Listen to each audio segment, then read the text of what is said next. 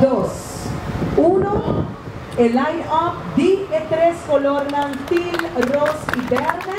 Eigenlijk na merken ng apone dia 13 Oktober como é dia para MBC. Ya ku fule luna nanta pone atenção na câncer de pecho e nanga decidi ku nanta pone mais atenção na stage 4 kuta MBC. Anto essa aqui tá nos de 2 anos, que nós logra essa aqui na nos Isla de Aruba. É importante para conscientizar?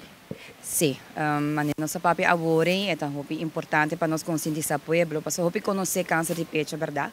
Pero tem 4 diferentes stages, stage 0, 1, 2 e 3, por cura de aqui. Stage 4 não tem cura ainda, porque nós queremos conscientizar o povo mais para não seguir, controlar o mês. Câncer stage 4 de pecho, tá para sobre que ela vai na outra parte na corpo, ela vai na hueso, ela vai na pulmão, na barriga e também ela vai na cérebro. Sim, é um momento muito bonito, um momento especial. Caminho da governo de Aruba, junto com a Mary John Foundation, nós contribuímos e participar da conscientização contra a malária de breast cancer.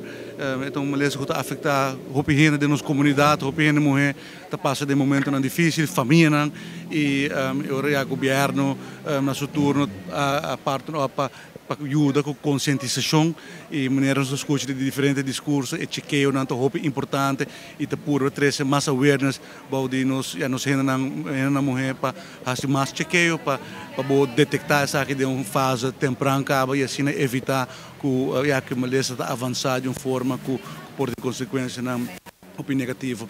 É um momento bonito, um momento especial e contente com a minha comunidade Cruz Portal até com a Mary John Foundation e a amiga de Angela para nos ajudar com a conscientização. Estou muito contente que nós temos algum edifício mais. Nós estamos indo agora aqui rumbo para arriba, nós estamos Tourism Bureau, dus também a unina causa aqui, aeroporto de Aruba, Rainha Beatriz, a unina aqui.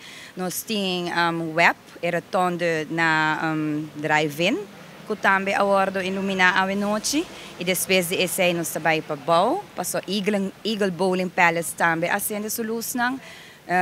Gloria Aruba também acende solução e também passeio Herência.